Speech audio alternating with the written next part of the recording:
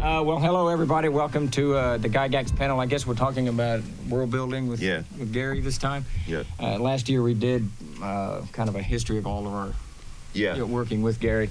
But this year we thought we'd kind of change it up and not dwell on that side, but kind of talk about the game side of working with Gary. A quick round of introductions. I'm Stephen Chenault. I'm CEO and owner, I guess, of Troller Games. We've been in business for about 20 years. We worked with Gary from 2001 until he passed away in 2008. I guess we put on about 30 or 40 books under Gary, something like that.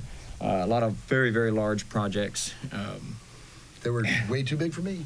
It was the Gygaxian Fantasy Worlds, which we were talking about. And that was kind of the primary thing of his that we put out until Upperworks came out in the end. So, Geoff? Sure.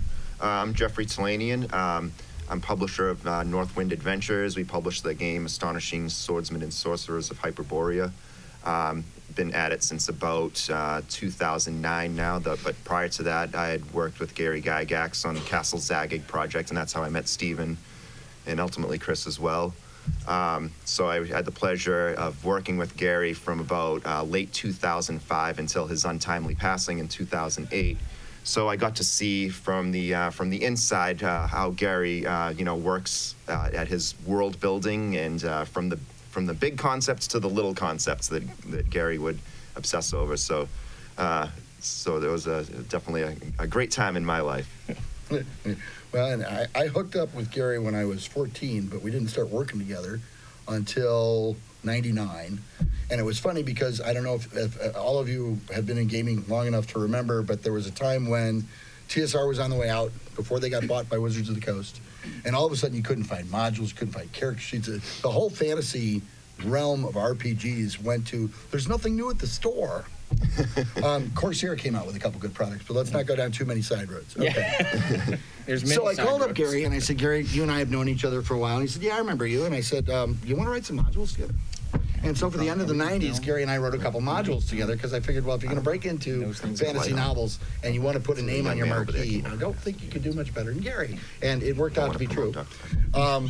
We finished the second of a series of 3 that I contracted with him.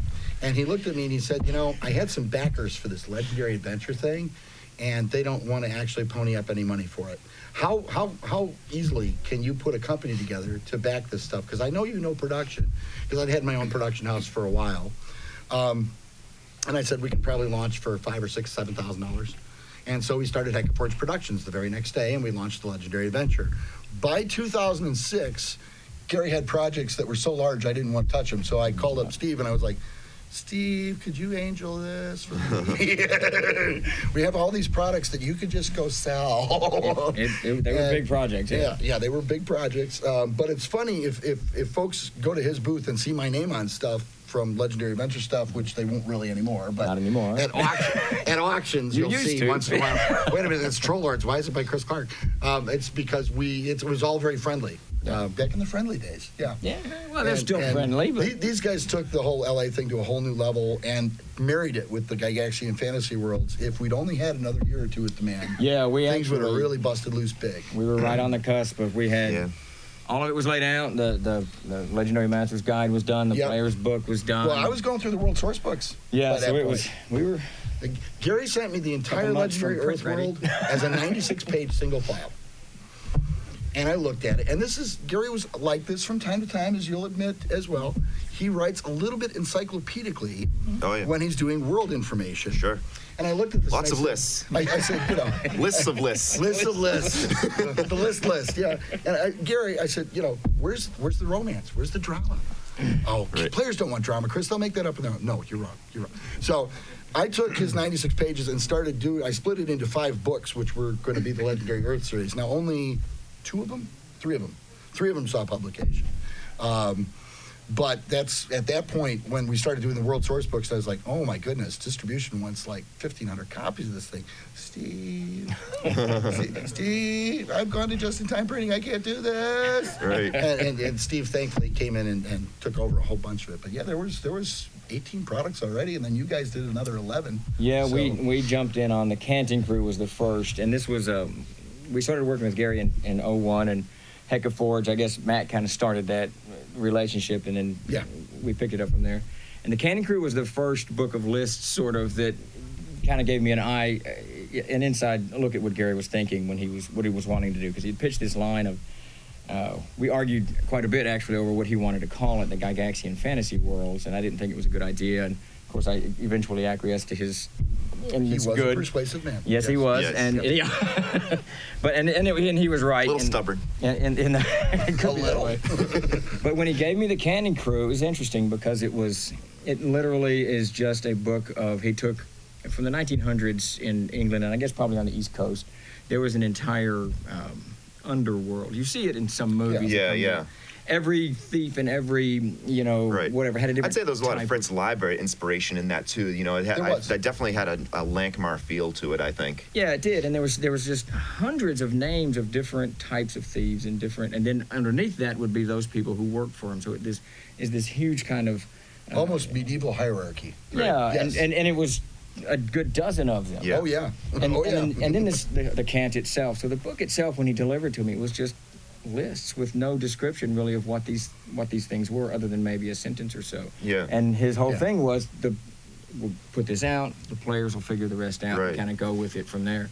But yeah, that certainly, the Cannon Crew launched it. Then after that, we did the World Builder. The World Builder was the most interesting of the books, and really gave me an understanding of what Gary meant about world creation, because it literally, when it landed on desk, is all lists. If you get a chance to get the book, it's hard to find now. It's out of publication, of course, but you have to. Yeah, I've got one battered copy left. If you can get a hold of it, because it's fantastic. Now, we went back through, and some of the stuff we defined, like in his list of clerics clothing a priest, I just defined stuff. So all the raiments. We kind of know what it was and what this type of room was. But by and large, it's just a book of lists. And when you look at it at first, you think, well, I can't really use this. Right. But I use that book all it's the great. time. I think from my perspective, when I was co-authoring some of the Castle Zaggig stuff with Gary, when I started with him, at the onset, I thought to myself, well, I have to look back at the Greyhawk folio and the Greyhawk box set, and these are going to be my major resources. And I think that we tend to, as fans of Gary's work, we get nostalgic about the 70s and 80s, and we think about those materials a lot. But Gary was always evolving, and he was always updating what he was thinking, and his tastes changed over years. So when I started working on that project with him, I quickly learned that he didn't want me to just look at that stuff. That was a decent point of reference, but he also wanted me to look. He pointed me to, you need to look at my Canton Crew. You need to look at Living Fantasy, because Living Fantasy showed the daily lives of people living in these fantastic worlds. And then the world building stuff. So those to him were important resources for world building, not just looking backwards at the earlier stuff from the 70s. Actually, that evolving is a great way to do it. I've been gaming since '77, but I'm not in any way a collector, so I played the little brown books, and then I went AD&D and then CNC. And that's pretty much all I knew. And I remember when CNC came out, people kept comparing it to various versions of Dungeons & Dragons, 2nd edition or whatever. And I remember about the third time someone said, it's the Moldvay, this is the Moldvay. I emailed Gary and I said, Gary, I have no idea what they're talking about. What is a Moldvay version of Dungeons & Dragons? It was because of your attributes used a universal sort of progression. Okay, there you go. Yeah. Wait, he explained to me that there's like an editor. Is it the editors? Why is it Moldvay? Because Tom Moldvay was the editor of that basic. Okay. There you go. So he explained that to me, and I think that's one of the reasons he liked working with me, because I didn't have any of that background. And right. when I worked with him, the Living Fantasy is actually my favorite of his world building books. That's the third. We did 7, I think. That's the third of them.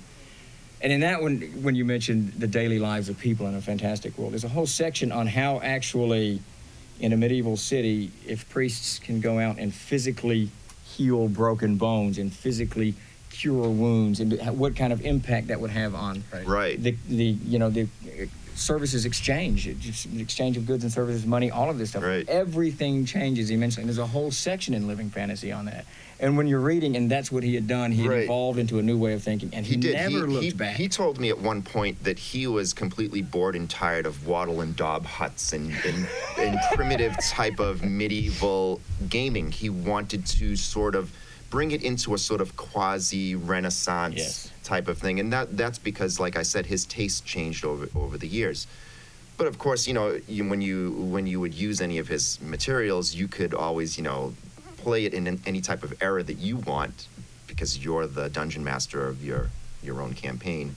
But his interests were changing. It's funny when we did, it's not funny, I suppose, but when the licenses were pulled, we had, I don't know, probably about 9 products in the hop that we were working on. And we had the covers for the Legendary Adventures, all 3 hardcovers done. Right. Because he loved Renaissance. Peter Bradley's our chief artist. He had done all the covers were Renaissance characters. They had that, clothing and the armor and whatnot. Well, I was able to recycle a lot of art once the licenses, it popped up in other products.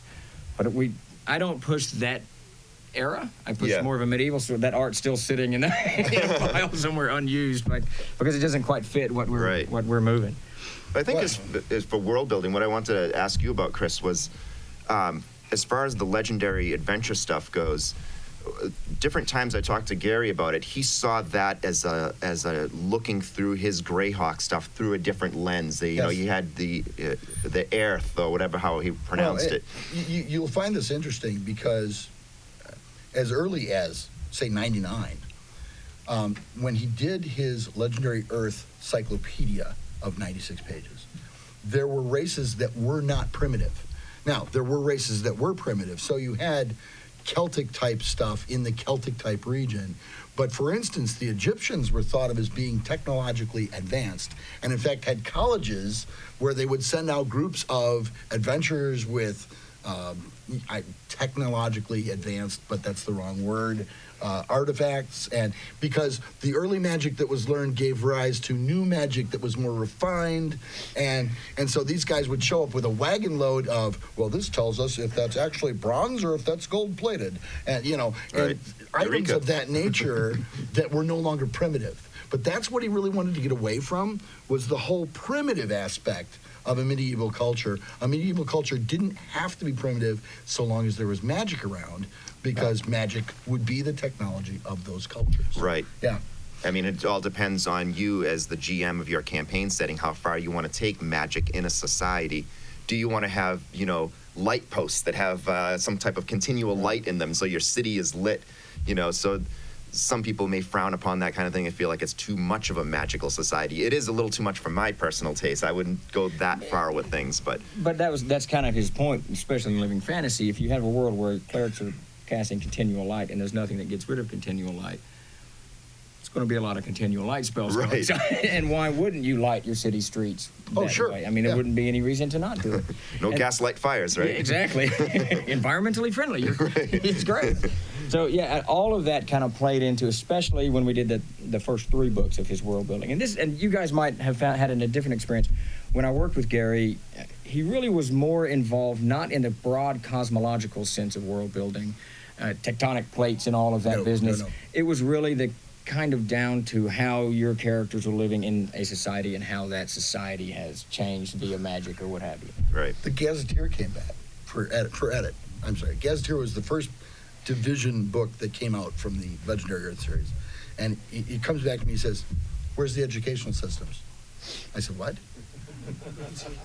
Well, Belsamit should have a school system in it because, they're more advanced than these guys. So how are the children raised? I was like, "You really want that level of detail?" "I do." "Then why did you send me 96 pages? Well, this is why he wanted to do the Eggsburg expansion books that had, museums and colleges and all this thing, turn it into a whole society. He started, and it was funny, we used to call it the Fruit Bowl, okay? And it was funny because he evolved from, I like apples, to the whole Fruit Bowl has to work together. In other words, it's senseless to have the Celts right next to the Egyptians who are technologically advanced because they would trade. Yeah. Okay? And so that makes no sense. And if we put it in the fruit bowl, the apple doesn't go next to the banana, the pear does. Right. And he caught me out on a number of things where I wasn't fruit bowling. Yeah. And he did. You're right. And so I learned a lot. I learned a lot that way, believe me. Gary had a true love of history. He loved documentaries. He read history books all the time. In fact, the last long conversation he and I had was a discussion about history.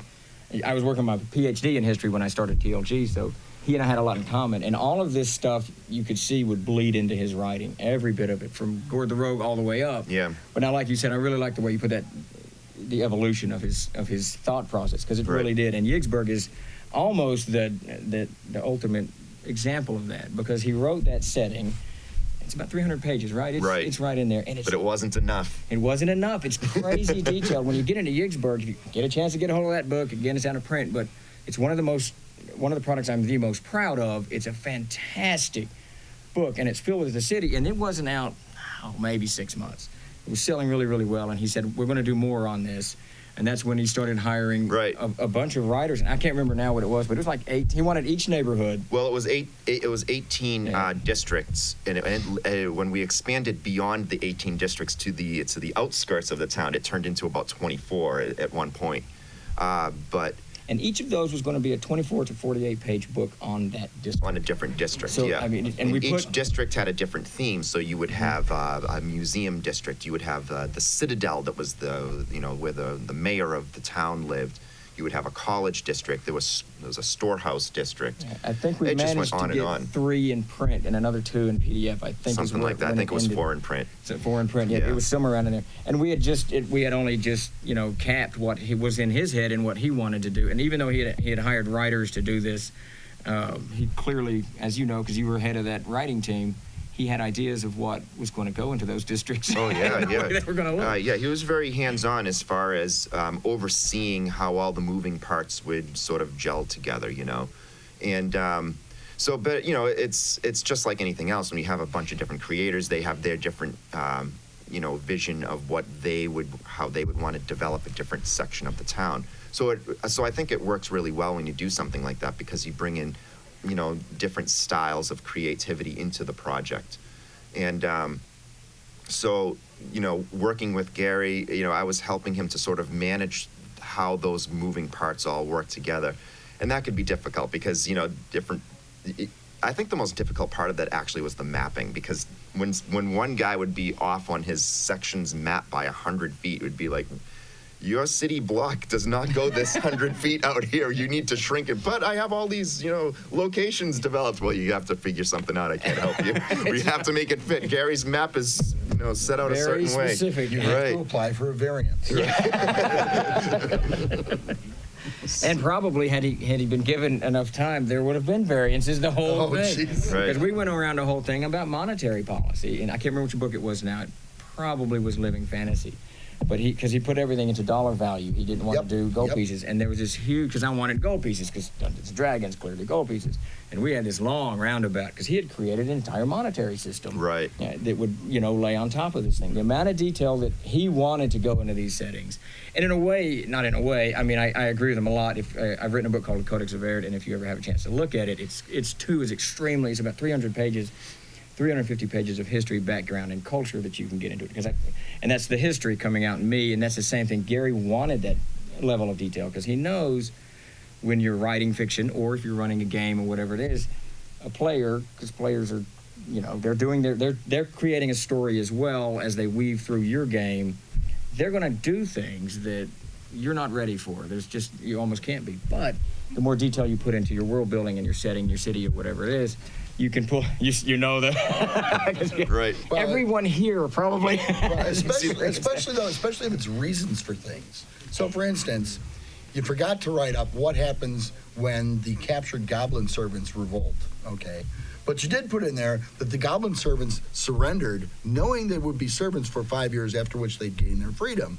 If you put that in there, now the GM has something to work with to know what happens when the players playing the goblins decide to revolt early, which invariably they will. I have to admit, though, when you get into what you were just saying, Steve, I did at times, I don't want to say butt heads, but had minor disagreements with Gary on the level of detail that I would, my thing was always like, this is a lot of information. It's great for someone to, be sitting on their rocking chair in their house reading it and saying, oh, cool, I can do this or this or this or that.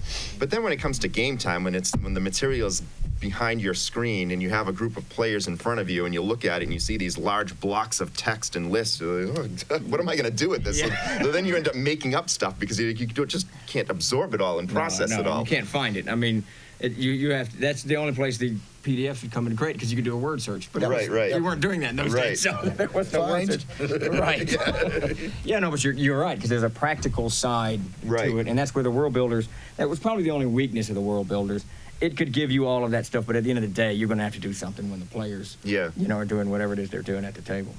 But his economics got better over time too. Yeah. By the time he got fully into the dollar thing. And I can tell you flat, I don't pretend to understand economic policy, so when he sent that stuff to me, it's like, Yeah, well, he worked out a dollar system in which you could apply your own economy to it, so that if you decided that silver was worth this many dollars or gold's worth this many dollars, you could have a silver-based system or a gold-based system, and it was all transferable. Like the dollar system was sort of like his Rosetta Stone of economics. But that early legendary adventure stuff, where a fine longsword costs more than an 8-room villa. I said, you can't do this. You just can't. Why not? I said, because the toughest job on the whole planet is going to be city guard. Yeah. Because he has a longsword. And everybody's going to jump in, steal his longsword, and retire. Okay? Well, but that wouldn't happen. And I said, why not? I'm a character. I'm going to do what you don't expect. He said, well, that's true. All right. So, no, there was a slight growth pattern to the economics understanding. Sure. Yeah, it was quite that. And I remember lumens, too. That's where I learned about lumens. There was a lot of conversations about. You've met Mike, right? Mike Leake? Yeah. Okay. I'm sorry. I have a partner who writes micro games, which is not fantasy related at all. We make micro board games, and he's my partner. But it was funny because he was also friends with Gary. And he actually called Mike because Mike is a certified electrician that does like McDonald installations and things, okay?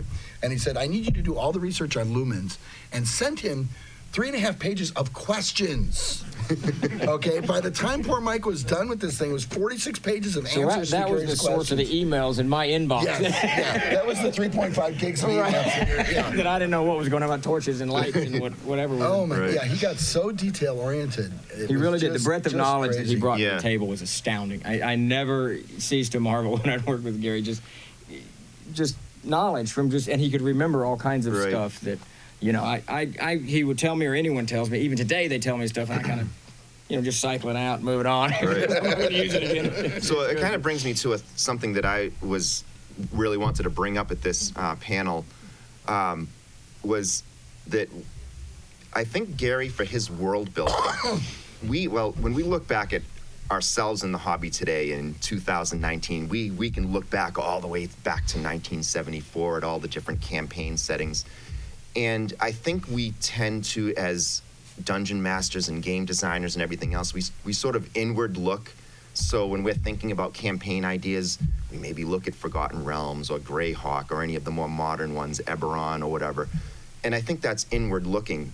Gary was a pioneer in this whole thing. So there was nothing to inward look at. He was looking at history and mythology and everything else. And so I think there's something to be said for watching a program on the History Channel about Egypt or whatever, and not just looking inward at what has been done in this, publishing hobby industry, but looking outside of it to derive different ideas. And that's what Gary was constantly doing. Mm-hmm. He was a history, a war buff, science, everything. I mean, he seemed to have an encyclopedic knowledge of so many different topics. He did in the GFW series, the Gygax in Fantasy Worlds. I think we did 7. It might have been 8.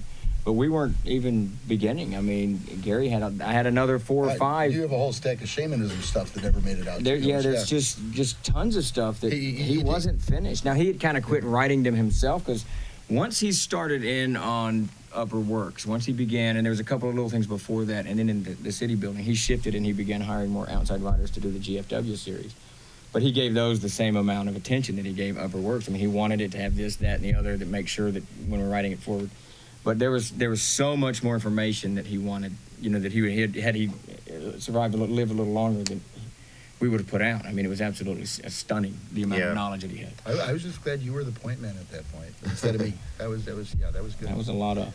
I'm getting old. I'll tell you, I'm extraordinarily proud of that GFW series. If you ever have a chance to see any of their books, the Canyon Crew was... The World Builder is trust me, it gets... The I'm fun going to thing... need a second one because the cover's getting worn. Right. I know at the very end he was really on a sci-fi kick because when I was developing the Upperworks stuff with him, he was spending a lot of time on legendary asteroids, Yep. and he was pounding on that every day. And sometimes we would just talk about what we each worked on that particular day. That was his Thursday night game. Yes, was asteroids. So he was very passionate about that at the end, and so.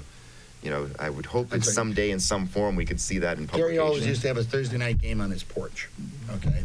And when he and I were working together, we were still playing L.A., and I could usually play for about an hour because then if I didn't head back home, because I lived in Illinois still at the time, my wife would be calling the cops. He's been gone for hours, and so I'd get to play for about an hour and a half. Then, you gotta go home, okay? Well, I know Marcia, she doesn't talk like that. about 2005, actually, he started playing asteroids intermittently. Okay. And I'm sure by 2007, that's all they were playing.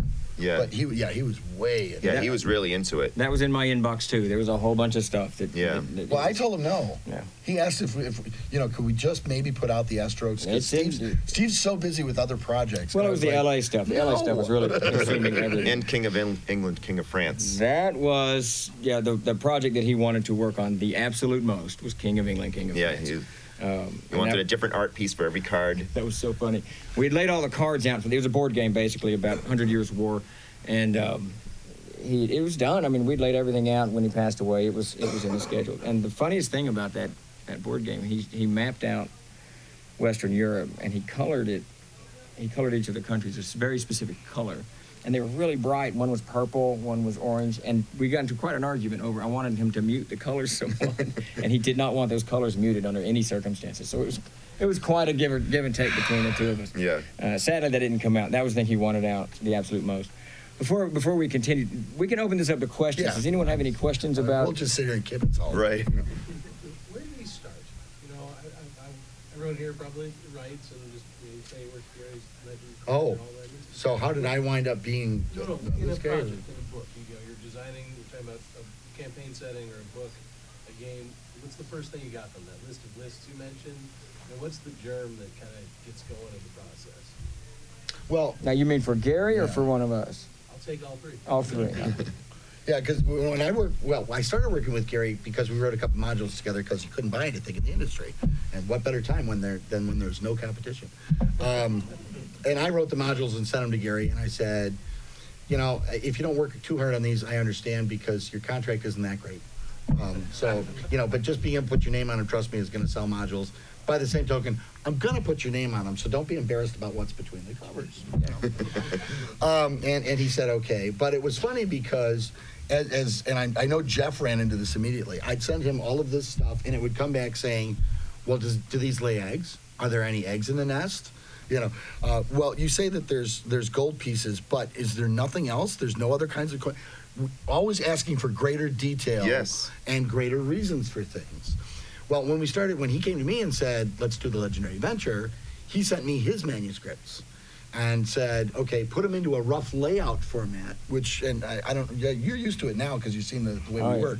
These days, we take something like that, we do a rewrite edit if that's what's asked for, and we immediately put it into InDesign as layout and then trade the PDF back and forth and use the yellow stickies as notes. And by the time you're done, of course, the port file is nothing but yellow stickies, but then whoever's got the final layout job, and at my company, it's me, at your company, it's probably either you or Peter, okay? you do it, you get rid of the sticky, you do it, get rid of the sticky, okay, and a week later, you're all done, but you've got everyone's ideas all in one place, and it tends to work better. Gary was great about working from an outline. Yes, that's what I was going to say. Some of the old guard guys are not. The outlines. Some of them that I might be working with these days. Not so good. But you take what you get. That's right. Yeah, outlining was a big part. To answer your question, I can't speak to what he did in the 1970s when he was working with a typewriter. Whether he was outlining to that level of degree back then. He may have changed his focus and how he went about organizing projects in his own mind before actually setting them down to paper. But for my part, working with Gary, everything always started with that outline, and he would often call it his Bible, right? It was the Bible for a project. Right. And so the outline would start off in an outline form, and then he would take key points from the outline and describe some of those in brief to give you sort of some direction on what he wanted, if he wanted something developed a specific way. other points that weren't, didn't have those little descriptions of, I would ask him, well, you know, you described this, this, and this, but you said nothing about this. And he would say, well, you do that.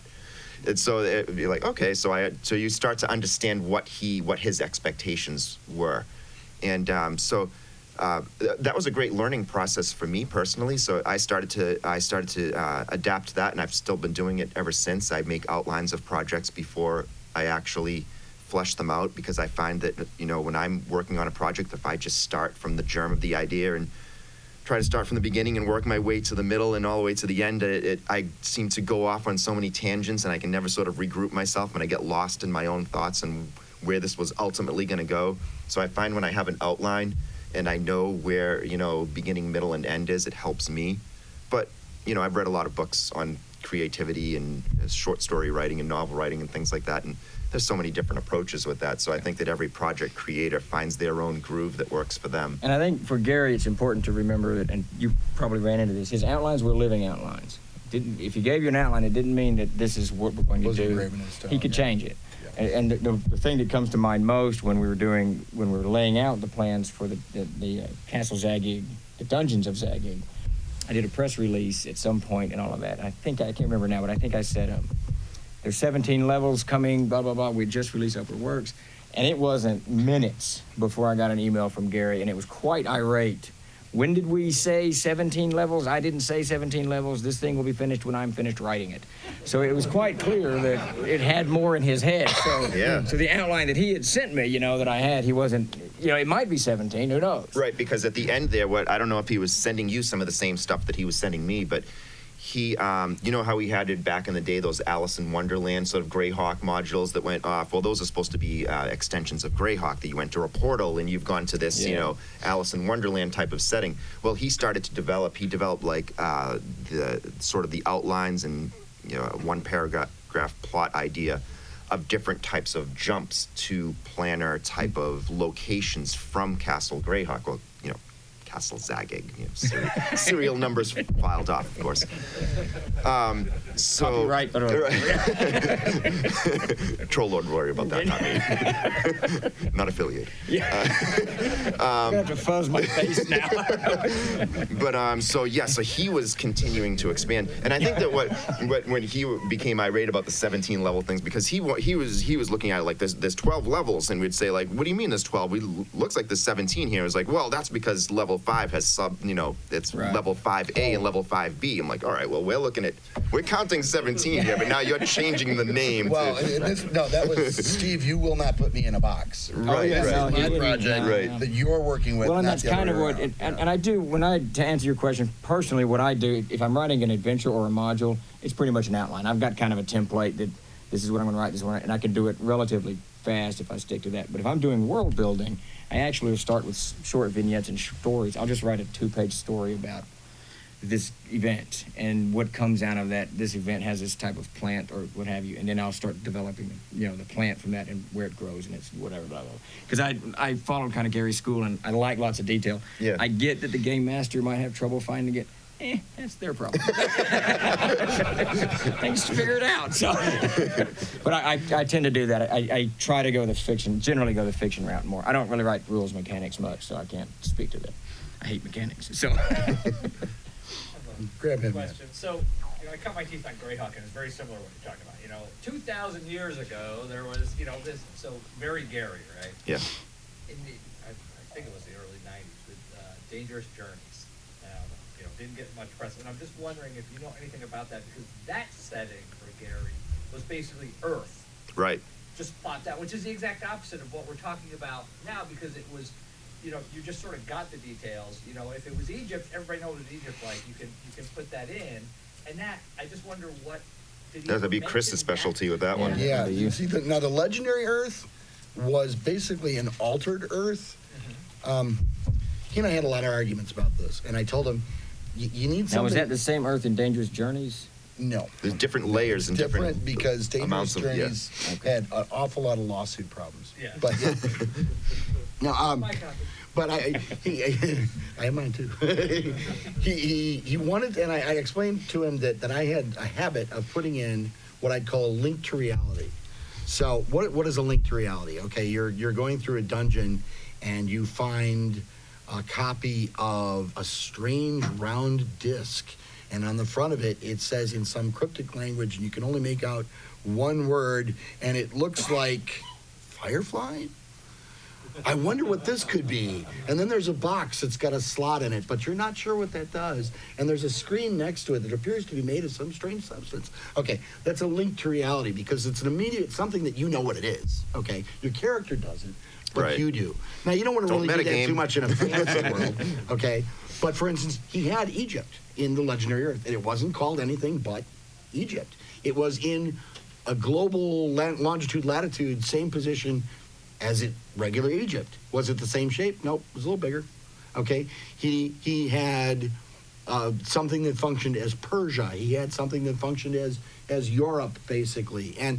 But it was a mix without being actual Earth, but with links to reality, so that instead of your suspension of disbelief needing this much of a leap, it needs this much of a leap.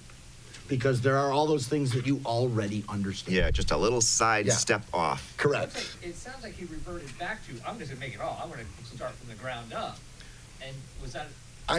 Yes and no. Because the King of France, King of England was that historical. Was historical. Boom, yeah. And he wanted his own historical facts, if you will, but he wanted you to be able to relate to them because they made sense compared to what we've all experienced in actual life. Yeah, and now I don't know if we're kind of answering your question, but one thing to keep in mind anytime you're talking about Gary, and we were talking about this just yesterday or this morning, the amount of projects that he was working on simultaneously and the amount of projects that he wanted to work on, it was extraordinary, especially in the last year or so. Yeah. It ratcheted up to an extraordinary degree. So when he was world building, he was also doing the science fiction. He was also doing, managing this and the Upperworks and the dungeons and all of this other stuff. So he was literally all over the place. But the world building and the legendary adventures, I can't remember if that was it related to the Dangerous Journeys or? It felt a little bit like Earth with the O, but it was different enough. I'm sure he knew. I know that. Yeah, he actually did an interview at one point that I read several years ago in which he talked about it because he was pointedly asked that question. So he did see it as a series of different sort of like ways of looking at Earth, from the most mundane and non-magical all the way to the most magical. Greyhawk wasn't the most magical. It was somewhere in the middle. And there were different levels of it, and he looked at it as sort of the same world seen through a different lens. Well, and interestingly enough, the Legendary Earth was his view of what the Earth would have looked like had there never been ice ages.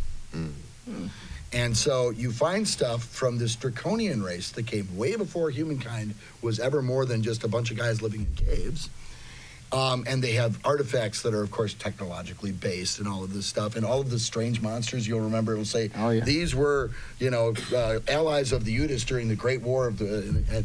And he suggested all of this stuff that was going to go into a big Utis history book. The monsters in it, we did quite a bit of Legendary Adventure stuff before. We were transitioning into a large 3 hardback, traditional RPG. But before that, we had done... I can't remember what we called it, but it was the box set of Legendary Adventures. Legendary Essentials. The Essentials, the Legendary Adventure Essentials. And in it, there's a monster book, and if you look at those monsters, they're not really monsters as we have come to know them in Dungeons & Dragons or Castle of Sage or Astonishing Swordsman. It's animals that have kind of evolved into some, you know what I mean? There's a lot of humanoids. And worm-like creatures and fungi and stuff like that. It's very kind of grounded. I think he was looking at a lot of Aesop's Fable stuff at that time, and he was sort of riffing off of that and coming up with, magical He also told me at one point. He told me point blank that the Legendary Earth was if the Earth had never had an ice age. And that should show so the continents weren't there's no Great Lakes. And that should show the depth of his thinking when he was, because it's kind of an out there thought to give that a... Well, and to do all the extrapolation. Yeah. But when you were mentioning he's working on 3 things at once, I sent him the first adventure we did together. It's called Challenge of Arms. And I sent it to him as a 42-page adventure, which I thought, that's a little on the heavy side. Good size for an adventure, actually, if you're publishing them, is about 38. 42 is okay. It's still right within the bounds. It came back 3 days later as 91 pages. Sounds about right.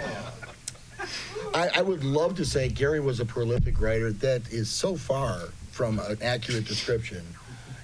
how he would, and on a Mac Classic, the guy's working too. Honestly, at that point, yeah, he's swapping discs on his Mac Classic.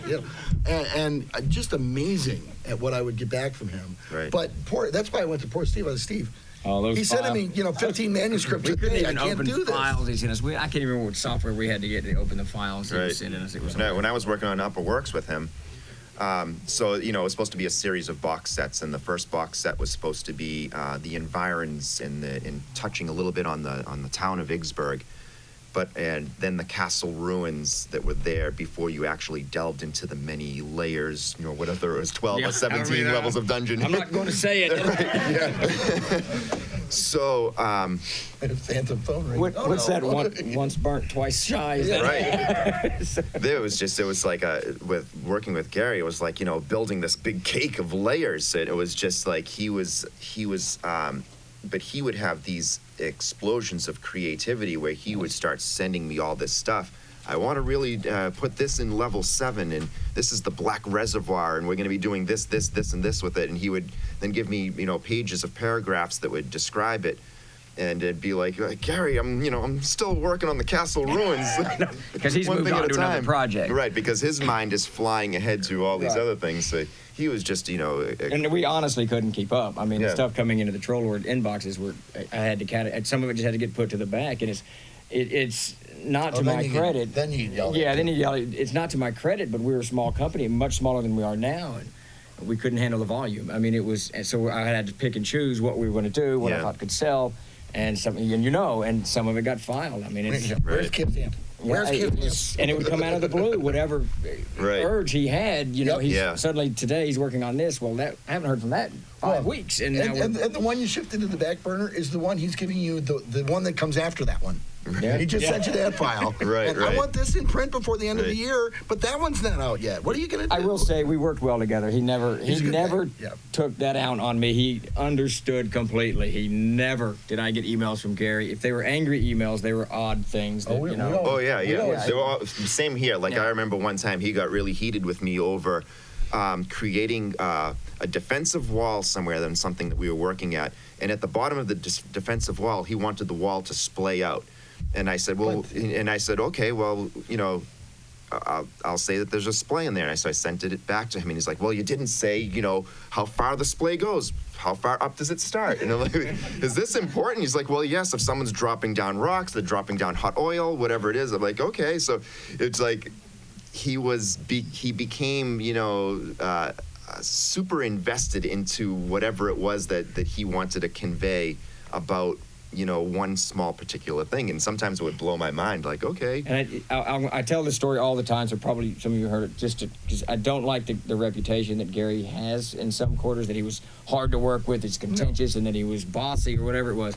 I can't remember what I had done. I want to say it was when I honestly can't remember. I used his name without permission. In the contracts, I had to ask Gary before I used his name, which is it's perfectly fine.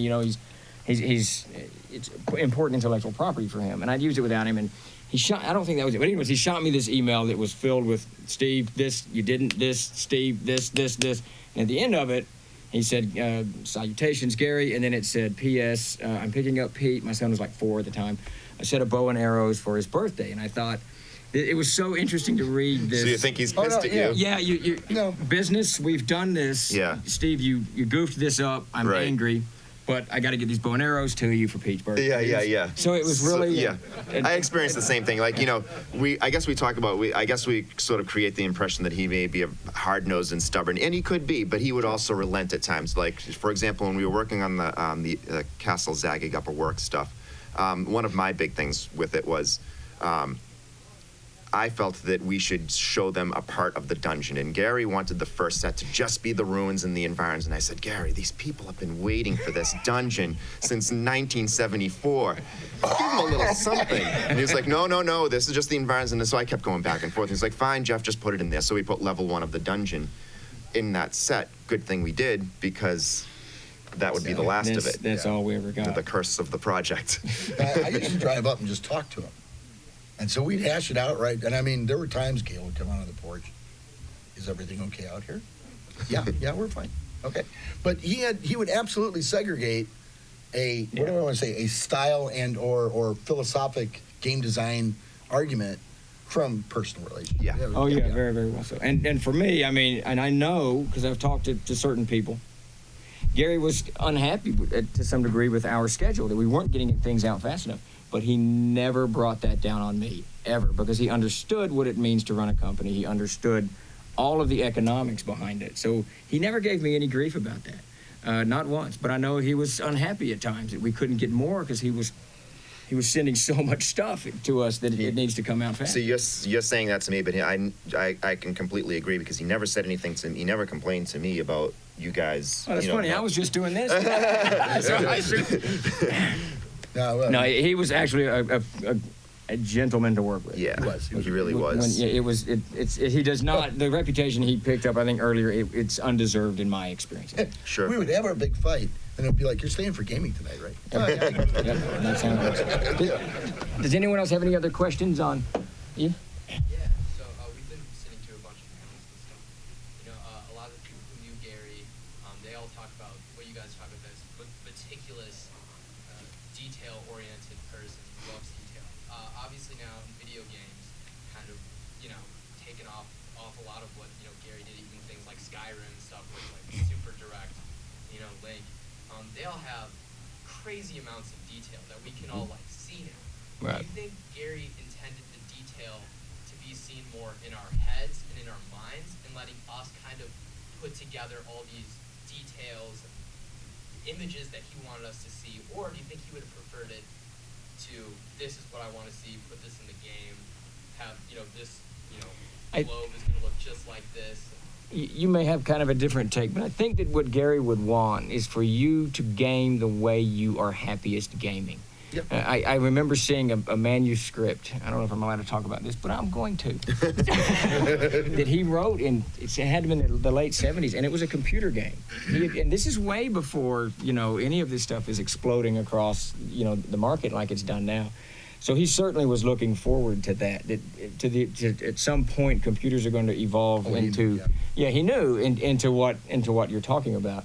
He was a gamer beyond gamer. He loved games. We ran 2 conventions in Lake Geneva before he passed away in June and in January. We came up, and every time we went to his porch, we would drink a little bit, and out would come whatever game was on his mind. It might be a role-playing board game, card game, checkers. It didn't matter. So I think that in his mind, he would certainly want you to be able to role-play and create these imaginary worlds. But I don't ever remember hearing him. No, I think he basically wanted to give you the tools to create, so that you extrapolate from it as you would.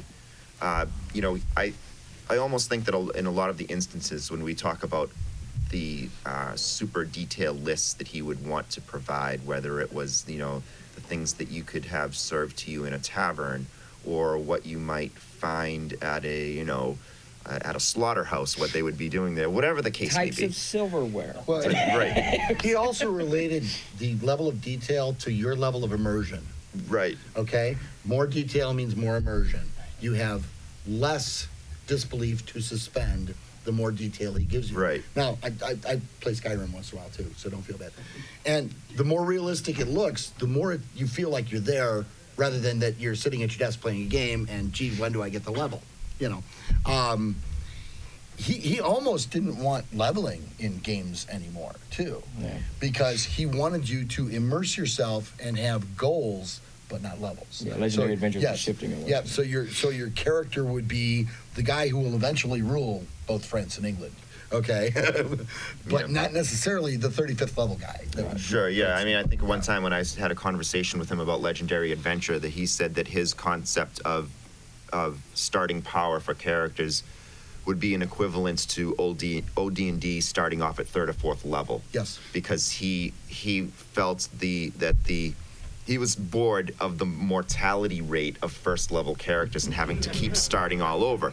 He would rather you start off just a little bit more worldly in experience, so that you can start doing some stuff and not worry about going back to square one. He was the GM though, so he can blame himself for that one. Yeah. I think to answer your question, I don't think he would be unhappy with any of the mediums. I think that he would have enjoyed video games. I mean, it would just been another And people your age, my son is 17. I've learned in watching him, he plays a lot of video games, but he'll play. It's the number of different games and styles is through the roof. Yeah. I'm stunned when I walk by his computer and it's not first person. He had bubbles that were eating other bubbles at one point. I mean, it's just, and that's a pretty popular game. Yeah. I understand. I get a kick out of it though. My kids are playing these different games, and I don't know what they all are, to be honest with you. I'm not a video game junkie myself. But when I see things like armor class and hit points on a game, and I'll say to my kids, like, do you know where that comes from originally? And they're like, I don't know. They don't care. I did. No appreciation for the roots of these. I don't know that Gary knew either, because I know that when Oh, he did. No, he did. He did. Yeah. When he passed away, I got the news about 6:30 in the morning. Ernie called me, and I even before I could kind of absorb what had happened, the phone started to ring. And at some point in that morning, the vice president of sales at Sony's video game development, whatever, he called and he just did this huge gushing thing that none of us would be doing any of this, whatever video games, if it wasn't for Gary. So, and we were just talking about leveling and obviously everything that video games have taken and other types of games have taken from Gary and all of Gary's ideas. What do you think the most important thing the different gamers and all these different companies have taken from Gary? What do you think the biggest legacy? I think they looked at it. I'm going to say improperly to begin with. So, for instance, I played WoW. Okay, I played the Skyrim series. What's getting better is, and WoW started this. They put in the quests because really, if you're playing World of Warcraft, you're playing Diablo, you're playing Rust. Okay. It's tactical combat with your friends. It's not really role-playing because you can decide that your character wants to climb that tree, but if it's not coded, you're not climbing a tree, okay? And that's the real difference between a tabletop and a non-tabletop game. Defined parameters. They're getting better. Yeah. They're adding things that you wouldn't expect to see in the game, like, wow, my guy actually can climb a tree now. And the viewpoint is different. And that I thought they glossed over. What they originally took from, and we'll go all the way back to the SSI his question days. is though, what would Gary think would be the most important? To add that aspect wherever you can. Okay. I don't know that Gary would know how. I think I have, just thinking about it, processing your question, I think one of the things that Gary would really like about what's going on now is people playing these games together and engaging in games together. You think prior to games like D&D, most games were you had a group of people who were trying to do something in which one person became the winner of whatever it was you were doing. D&D sort of broke that and turned it into a collaborative type of effort. So I think, that collaboration, that creative collaboration, that was a huge thing for Gary. Is it Dota? Is that the game? There's a game Dota that's a huge amount of cooperation, right? Yeah, I don't know if you know. Like you said, I have no idea. Okay, yeah, I think that's one of the most, and that's exactly what it is. You got 5 or 6 people. I think in Pete's group, it's a Russian guy. I mean, there's people from all over the world, and they play almost every day, and it's a huge cooperative effort. That's probably. Anyone else have any? That's running on like the publishing side of things, because Gary's like very meticulous and well-building, that sort of thing. How do you guys determine what's important to actually publish into a book, and what things are sort of put by the wayside for future projects and that sort of thing? Like, how do you limit that vision so you can actually publish it into a book? Well, certainly for Trollord Games, I can't speak for Heckaforge, but for Trollord Games, we'd already put a gigantic amount of money into the Gygaxian Fantasy World series. And it was selling extraordinarily well. Certain volumes sold better than others. So I would kind of push Gary to push more of this, like the World Builder. The Book of Names, I think. The World Builder we did 3 printings of, so it sold the best. The Book of Names was selling insanely well. I'd have to look at my numbers because we were printing more as time progressed because we could. But the GFW series was insanely important for me. But then when he brought Upperworks to the table, that changed the game, because now, like Geoff pointed out, that you're talking 40 years, 30 years of history here that everybody knows. And if they don't, not even if they don't know, it's a mega dungeon that everybody can use. Yeah. So then we began to shift focus onto that. Now, in the midst of all of that, I had to sort, and it wasn't easy. I had to sort. There was Gord the Rogue. We were going to re-release all the novels. I think we got the first one out. We did Gord the Rogue as this really nice hardcover. There was the Legendary Adventures. So it became quite a challenge, very, very much. And then his true passion was Kings of England, Kings of France.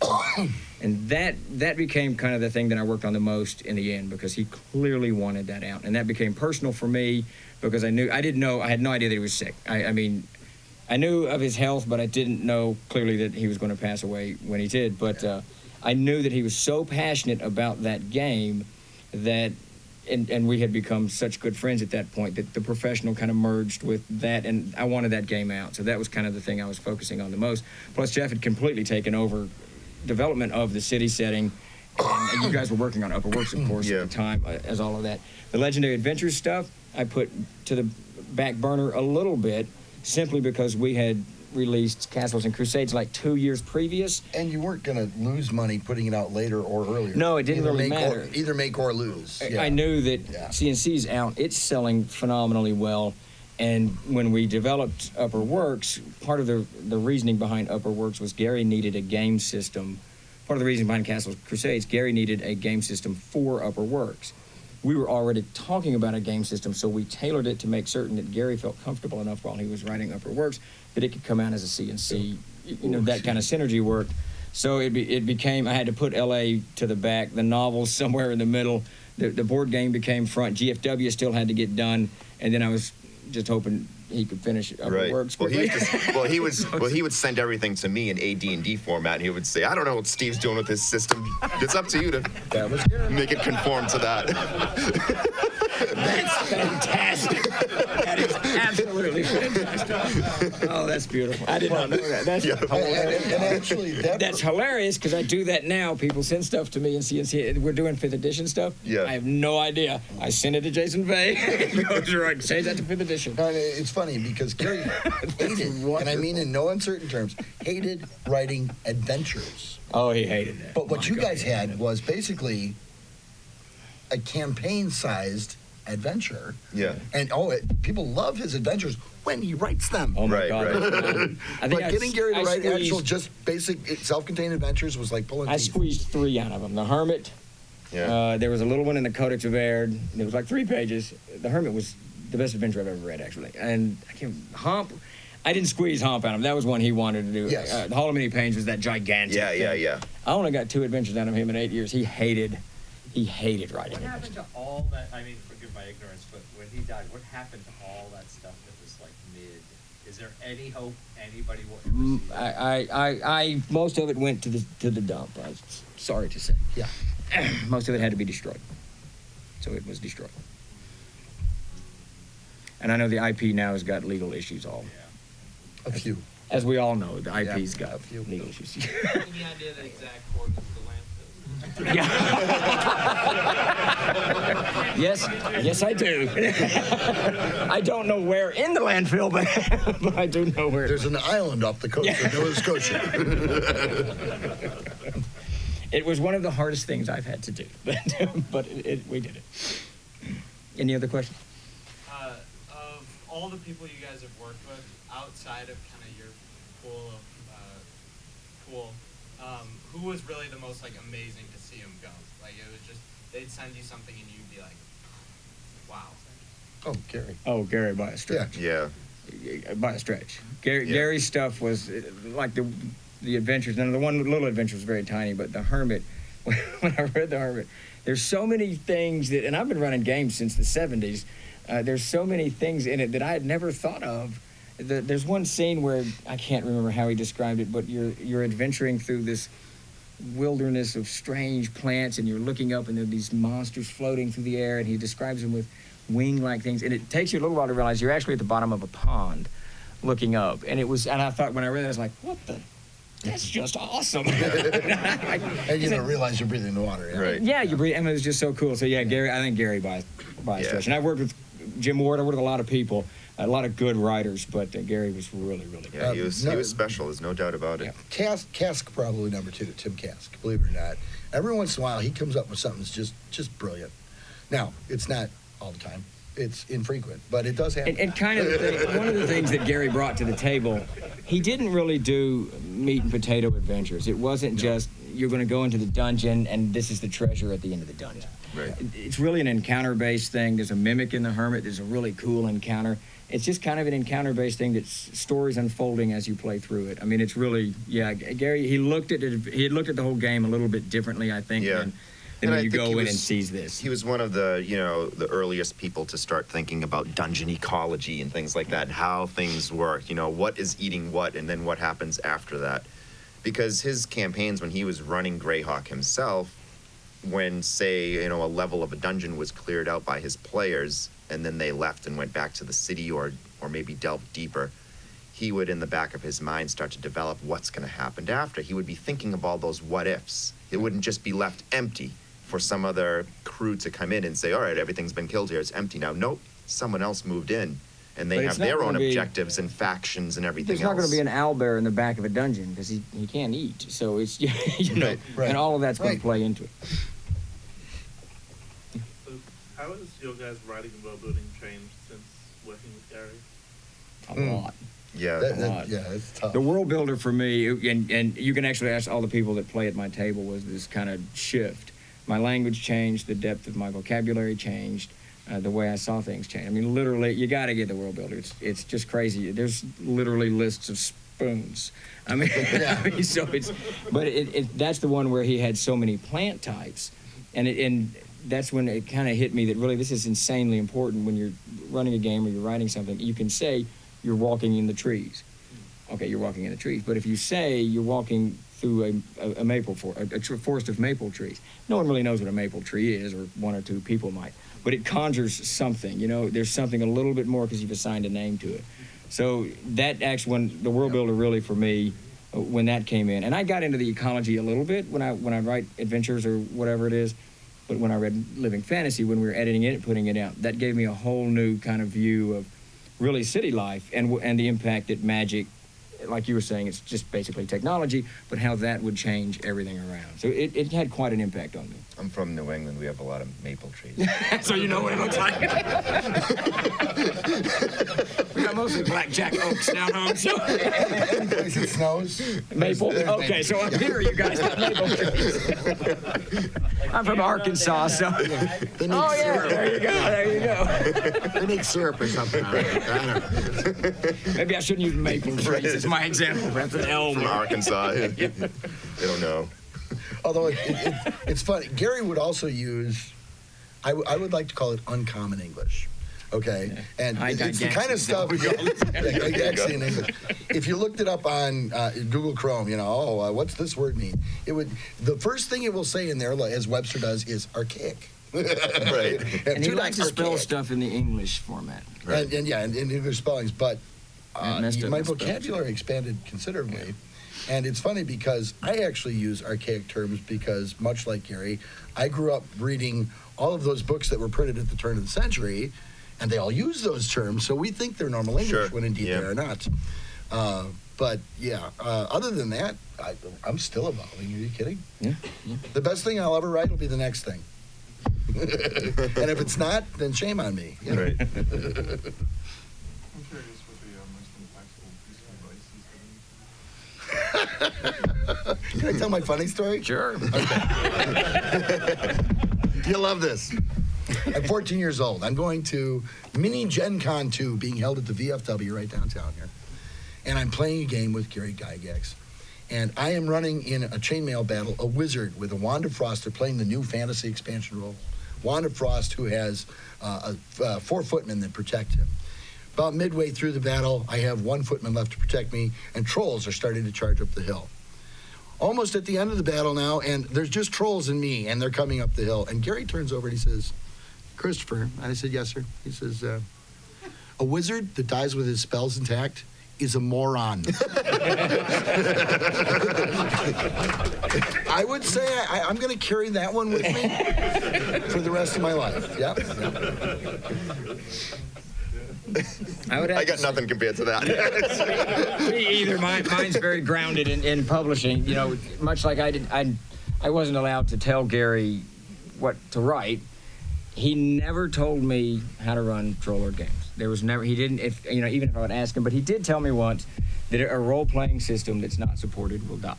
That's probably the thing that's resonated the most. So when we put out like Amazing Adventures or Victorious or Tainted Land, Star Siege, if you don't, and Star Siege is a perfect example. I never supported it, and it's dead. So you can get it in PDF, and so that, I guess that would be the most. But he really didn't butt his nose into my.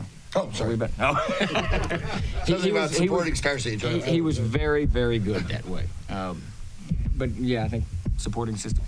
Well, and he did. He said the same thing, and yet he wouldn't write adventures. He hated adventures. He hated it. Any other questions?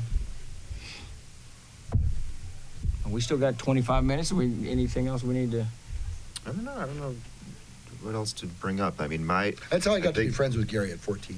So. The thing that was most important to me, I already brought up earlier, was about like how, bringing the historical and science and all the studies that he brought into world building and campaign building. And, you can see that from his earliest stuff when you open up the Greyhawk folio, that Gary wasn't just, looking at fantasy novels. Of course, you have your Appendix N, right, that has all those books that, like, a lot of us, before the internet could tell us that we're gaming wrong or whatever. we could, when I was a teenager, when I would look at that, I would be able to, go to my local Walden Books and hunt out these novels and see, like, what is this? When I used to, it's funny, but when I was a kid, I never had the pleasure of meeting Gary as a teenager the way you did. But when I was a kid, when I would imagine him, he looked just like Gandalf in the Ralph Bakshi cartoon. I'm like, he must be a wizard. I knew what Stan Lee looked like because his little cartoon face was in so many, Stan's soapbox and all that. So I had an idea what Stan Lee looked like because those were like my two big idols when I was a kid, Stan Lee and Gary Gygax. So I had no idea what Gary looked like. So he was a wizard to me. He had to be a wizard.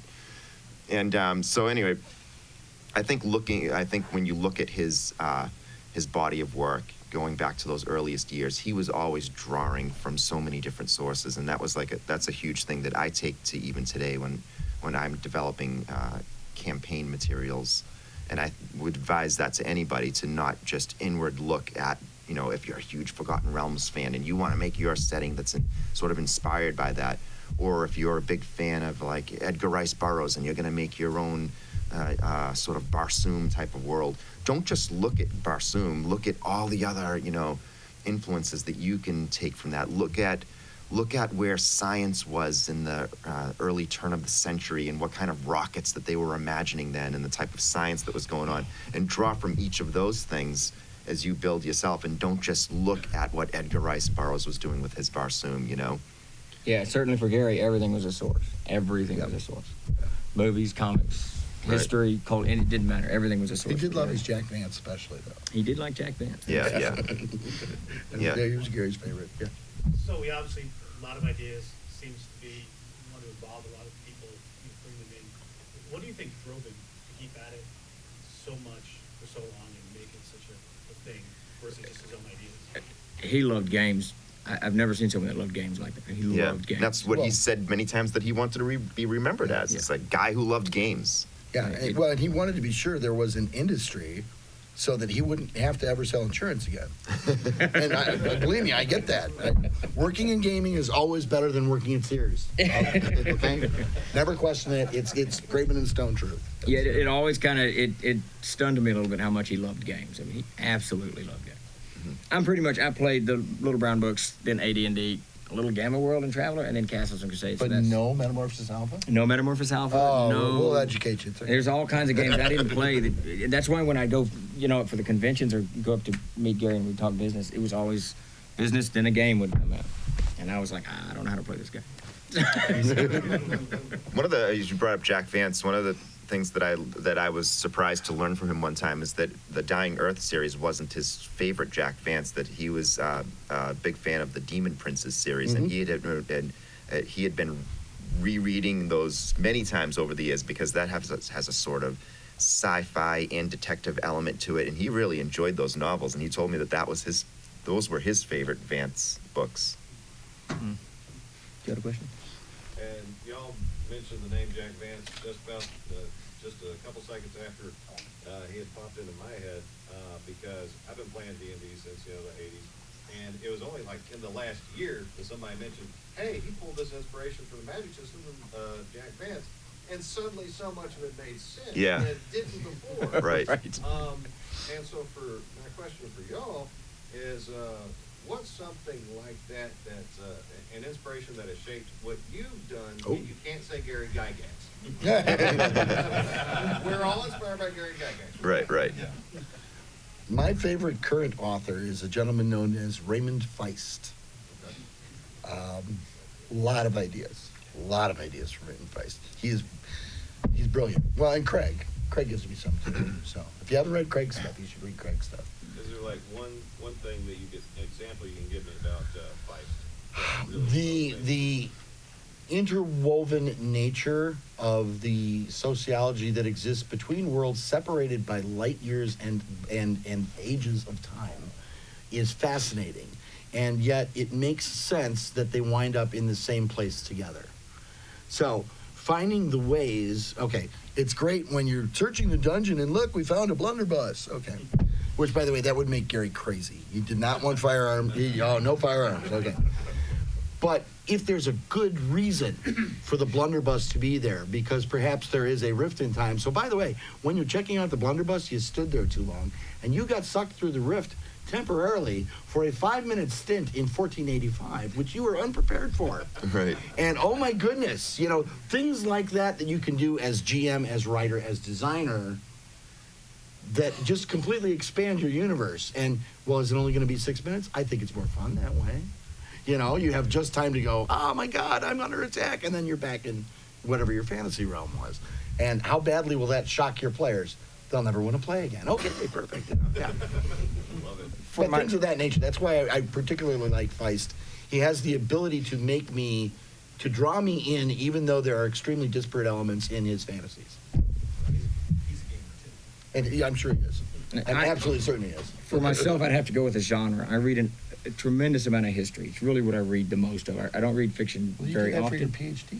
Well, yeah, that's kind of where my passion is. But even for game design and world creation, I read just mountains of history. And when you read especially ancient history or medieval history, or right now I'm in a kind of a Native American phase, I'm reading a lot of that, it gives you all kinds of inspiration, because the stories that we make, when you really dig into the history of our species, there's astounding things that individuals have done that boggle the mind.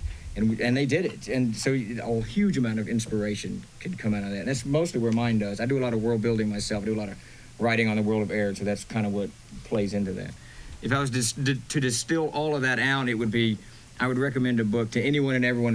I believe it's called Warpath, and it's the autobiography of Sitting Bull's cousin, White Bull. And it is a fantastic, Marge just finished it. She loved it too. Fantastic read, and it not only will give you a really bird's eye view into a different culture, but it actually plays into our whole hobby. I mean, how White Bull lived his life is sort of like, it's like a D&D adventure over this 50-year period. I mean, it's amazing. So would you say Native American is your predominant field of interest? I mean, like over time, what era?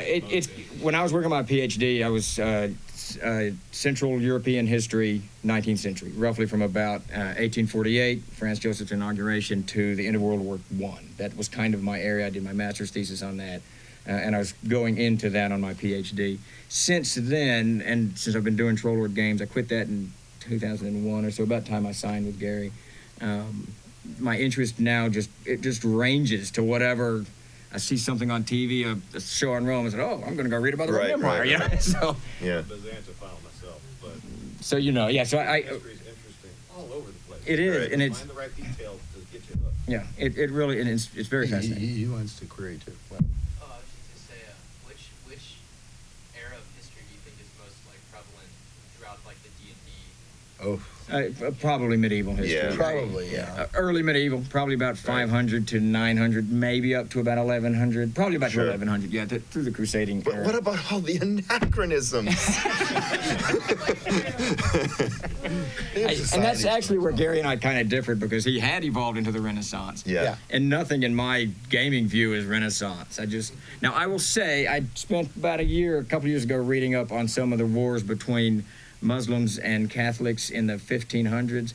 And sweet Lord Almighty, those people were tough. I mean, it was brutal. Yes, Yeah, I mean, it's it was astounding. brutal. And just what they did. I mean, the adventures that the wars they fought, all that stuff. So you can't even say. But I would say probably the medieval period. Yeah.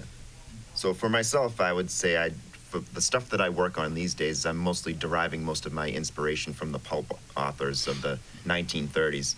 So I read a lot of Robert Howard and Clark Ashton Smith. So when people think of Howard, they're usually thinking about, his Conan work. But I like to look a lot of the other stuff, the Bran McMorn stories, Solomon Kane. Yep. I love his boxing stories, his Weird West short stories, a lot of his horror stuff.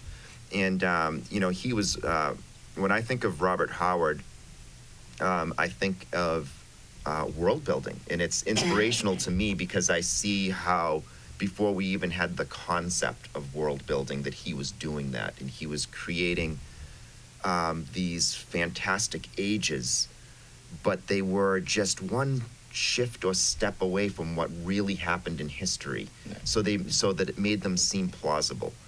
And so I look at that, and I also look at the weird works of Clark Ashton Smith and his type of world building.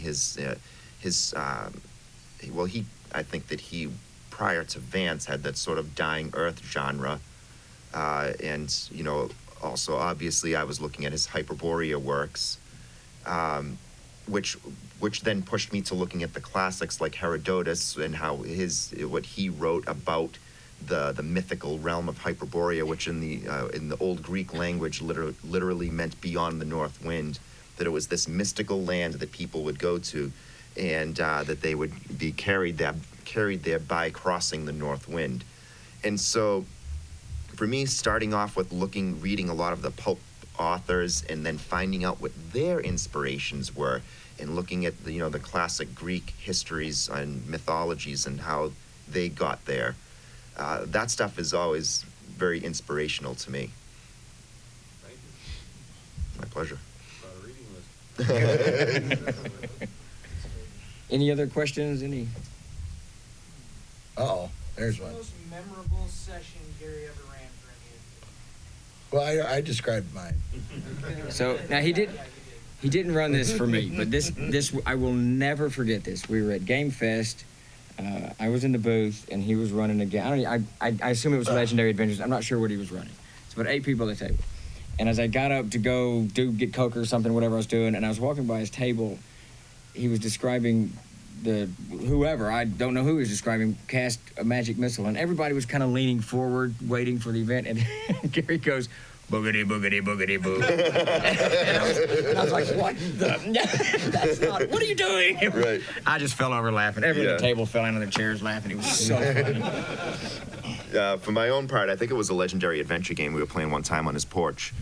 I didn't have nearly as many opportunities to play with him as you guys did, but I remember one time, and this is probably a common occurrence, but one time when we were playing, he paused the game because he had to go get something, and so we're waiting for him, and he comes back out, and he's got a pot of beans. He's like, I made you guys my own homemade beans recipe that I thought you might want to try it. I just thought it was awesome. He's sitting on Gary Gygax's porch, playing a D&D-like game with him, and he makes you his own homemade recipe of a pot of beans, and he's like excited to share it with you. It's like, I was on cloud 9. I was like, this is great, He liked to eat, and he liked to drink. He enjoyed both. He actually bought bourbon for me, because I didn't like his scotch as well as I liked my bourbon. I think I brought you some of that French crap you like. That's right.